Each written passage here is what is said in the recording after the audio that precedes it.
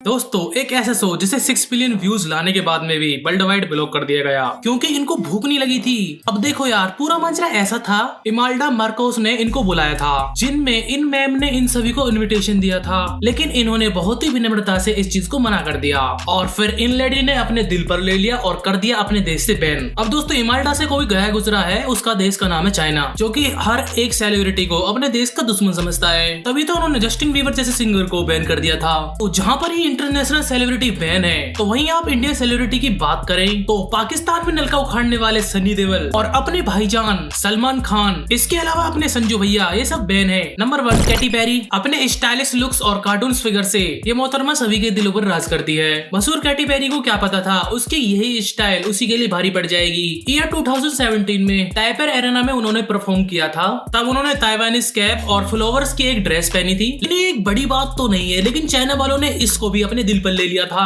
अब इस चीज से चाइना वालों को लगा कि कैटी उनका मजाक उड़ा रही है, इसीलिए उन्होंने कैटी के वीजा पर लगा दिया बैन का ठप्पा। एंड दोस्तों आप लोगों को बता दूं कि चाइना के लिए किसी को भी बैन करना एक बड़ी बात नहीं है, वो अपनी इस चीज में निपुण हो चुका है। इसके बावजूद जो भी लाइव परफॉर्मेंस देने के लिए चाइना में जाता है, तो किम जोंग उनकी सारी की सारी कुंडलियों को उनकी सोशल मीडिया पर पढ़ते हैं। वो ये देखते हैं कि हमारे देश के लिए कुछ अनाप शनाप ना कह जाए बस। ठीक इसी तरह से ब्रैड पिट भी चाइना में 15 सालों तक बैन रहे थे, क्योंकि उन्होंने 7 इयर्स इन तिब्बत वाली एक फिल्म बनाई थी, जिसको चाइना को बिल्कुल पसंद नहीं आई। और दोस्तों सेम हरकत जीजी हदीद ने करी थी, क्योंकि इन्होंने बुद्धा डोल का मजाक उड़ाया था। Number 2 Mike Tyson. दोस्तों बॉक्सिंग के लीडर कहे जाने वाले माइक टाइसन ने इस लिस्ट में कैसे दर्शन दिए आपको बताते हैं। तो दोस्तों ये कौन से देश में और क्यों बैन है, इस बात के बारे में आपको बताते हैं। दोस्तों जिस कंट्री में बैन है उसका नाम है न्यूजीलैंड। दोस्तों इनकी सजा की बात करें तो इनको 6 साल की सजा मिली, क्योंकि इन्होंने एक 18 साल की लड़की के साथ में रेप किया था। हालांकि इन्होंने 6 साल की उम्र की जो सजा थी वो पूरी नहीं करी थी, इनको 1995 में ही छोड़ दिया गया था और इनको जो सजा मिली थी वो 1994 में मिली थी। एक्चुअली में दोस्तों न्यूजीलैंड में इमिग्रेट एक्ट के अनुसार अगर किसी व्यक्ति को 6 साल या उससे ज्यादा सजा मिल जाती है तो उस व्यक्ति को वीजा नहीं मिल सकता है।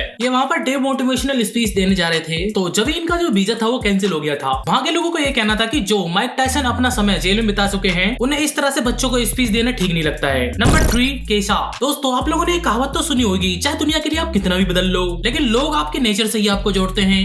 बात तो सही है। और कैसा इस कहावत की एक परफेक्ट एग्जांपल है। इन्होंने मलेशिया में शो के दौरान लिरिक्स में एक अपनी लैंग्वेज चेंज करी थी, जिससे भी वहाँ के कल्चर को ठेस ना पहुंचाए। लेकिन मलेशिया अथॉरिटी ने इन्होंने एक दिन पहले ही मलेशिया में बैन कर दिया था, क्योंकि उनको लगता था कि ये इनके कल्चर को हट कर सकती हैं। अब इस चीज के बैन होने से प्रमोटर को $1.1 मिलियन का लॉस हुआ था। अब इस चीज से मलेशिया को क्या फर्क पड़ना था, अब उनका कल्चर उनके लिए पहले आता है और यही इनके लिए इम्पोर्टेंट है। अब दोस्तों मलेशिया ने केसा की तरह बेयोंसे को भी ब्लॉक कर रखा है। मलेशिया का कहना है कि बेयोंसे काफी प्रोएक्टिव है, जिस तरीके से बेयोंसे कपड़े पहनती हैं वो एक मुस्लिम देश के लिए बिल्कुल भी सही नहीं है और ये चीज उनके कल्चर और रिलीजन के लिए काफी खिलाफ है, इसीलिए बेयोंसे के वीजा पर भी लग गया बैन का ठप्पा। Number 4 Lindsay Lohan. दोस्तों इंडियन लोग सब कुछ बर्दाश्त कर सकते हैं, लेकिन एक झूठ को कभी नहीं बर्दाश्त कर सकते। विंग गर्ल मूवी से इनके नेम और फेम का ठप्पा लग गया, क्योंकि इन्होंने ट्विटर पर झूठ बोला था। उन्होंने बताया था कि न्यू दिल्ली में उन्होंने एक बार 40 बच्चों की जान बचाई थी, बस इसी में वो फंस गई थी। जहाँ पर हॉलीवुड से लेकर बॉलीवुड वाले इसकी तारीफ में लग गए थे, वहाँ पर इसका असली सच जानने वाले लोग इस चीज का झूठ नहीं बर्दाश्त कर सकते थे और इस चीज की कंप्लेंट उन्होंने इंडियन अथॉरिटी को दे दी। जिस डेट के दौरान उन्होंने ये क्लेम किया था कि इन्होंने 40 बच्चों की जान बचाई थी, तो यार उस डेट के दौरान तो इंडिया में अवेलेबल नहीं थी, तो यार जान कैसे बचा दी। दोस्तों जब लिंडसे इंडिया में बीबीसी के साथ में आई थी, तो उन्होंने वर्किंग अथॉरिटी वीजा भी नहीं लिया था, क्योंकि उन्होंने डॉक्यूमेंट्री बनाने के लिए कोई भी वीजा नहीं लिया था, तो ये चीज उनकी इलीगल साबित हो गई।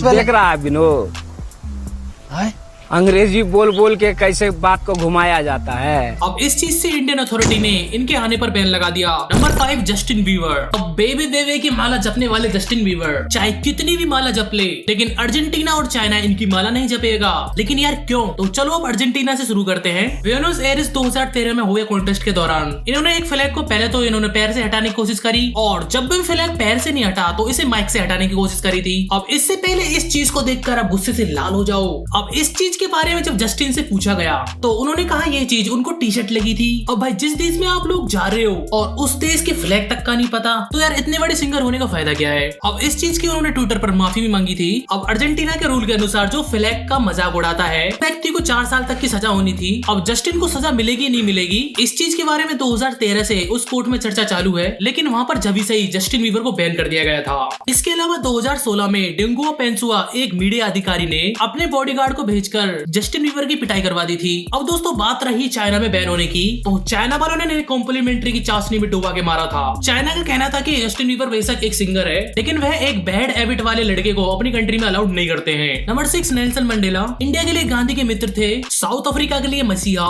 और यूएस के लिए एक टेररिस्ट। और ये नेल्सन मंडेला कैसे टेररिस्ट हुए? नेल्सन जी ने 1940 में एक स्टूडेंट स्ट्राइक घोषणा की थी। 1944 में ANC एक यूथ लीग की स्थापना करी थी, फिर जिसके चलते प्रोटेस्ट पहले से भी ज्यादा कई गुना हो गया। इस ऑर्गेनाइजेशन के अनुसार साउथ अफ्रीका के काले लोगों को एजुकेशन, एम्प्लॉयमेंट, हाउसिंग और फाइनेंस आदि चीजों से प्रोटेस्ट कराने चाह रहे थे, क्योंकि उस टाइम पर गोरो कालो का मतभेद हो रहा था। उस टाइम पर बॉम्बिंग, दंगे और लड़ाई ये सब चीजें कॉमन हो चुकी थी। 1940 से चला ये प्रोटेस्ट 1960 तक चलता रहा। अब हालत इतनी बदतर होने लगी कि गवर्नमेंट ने इस पार्टी को बैन कर दिया था, क्योंकि इस प्रोटेस्ट की वजह से 69 लोगों की मौत और 186 लोग घायल हो गए थे। अब यही वजह थी कि यूएस ने 2008 में इनको एक टेररिस्ट मान लिया था एंड उन्होंने नेल्सन मंडेला को बैन कर दिया था। इनकी मौत के 5 साल बाद इस चीज का पता लगा था। उसके बाद में यूएस ने इनके ऊपर से बैन हटा दिया था। लेकिन यार मरने के बाद बैन हटने का फायदा क्या है? सब चंगासी।